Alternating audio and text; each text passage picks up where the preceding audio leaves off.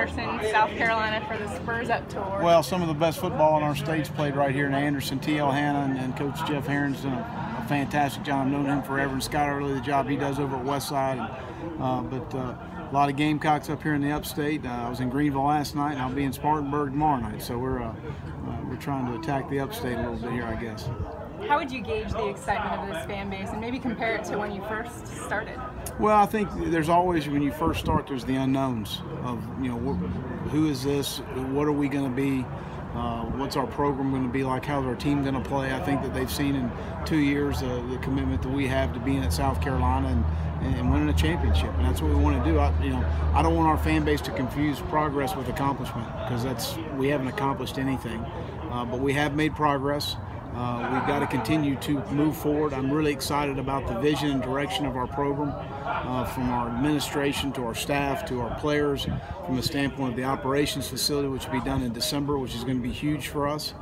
You look at 650 Lincoln, where our players live. You look at our nutrition. You look at the Dodie Anderson Academic Enrichment Center. All of those things are top of the line, and that's for the first time ever, in my opinion, in South Carolina history. We've totally invested in our program, in a football program, and that's making a difference. That's why we're recruiting better, because recruits see the investment that we're making in our university, and that's what it takes to be successful. When you schedule these tour stops, how important is recruiting a factor when it comes to making out the map? It's important. Is it tougher to recruit in this 30 or 40 mile radius than maybe anywhere else in the country, considering who a lot of these kids grew up rooting for? No, I don't know that. Brad Johnson grew up a Gamecock. I mean, at the end of the day, he's from Pendleton. So I mean, I don't look at it that way. I mean, there's kids down in the Low Country that grew up Clemson fans. I mean, that's. I don't think that location necessarily affects you, especially in our state, because everything's so close. Is there any roster updates you can provide? Devon Bowen's going to be disqualified medically, and I hadn't announced it yet publicly because we're still working through the paperwork of that. But just disappointed. Devon was a guy we were really excited about, really a guy that speed-wise, and he's from Woodmont right here, and a guy that really speed-wise could do some things for us on special teams, especially.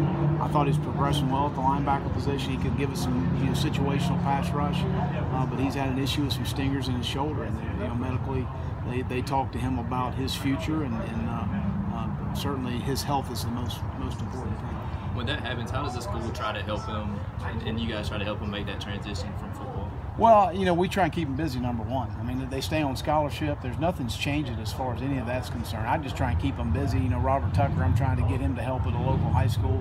As far as coaching is concerned, Terry Gouger, we're trying to get a job. I mean, there's a lot of different things we're trying to do to help those guys to eat some of their time. That's the hardest thing for guys when their football career ends, is that transition, because you spend so much time training, you spend so much time perfecting your skill set, and now all of a sudden there's a lot of dead time involved in that. Did everybody make it through the semester academically, and how do you see the program, the team coming along from an academic standpoint? Well, just in general under we've Maria? done very well. We'll be right at a 2.8, 2.9 GPA as a cumulative as a football team. So very pleased with that. All the grades aren't in yet. I think the last day of exams is tomorrow. So, but we're doing very well academically. I don't see any issues there. I've been very pleased, and I think Maria Higgins is the best in the country.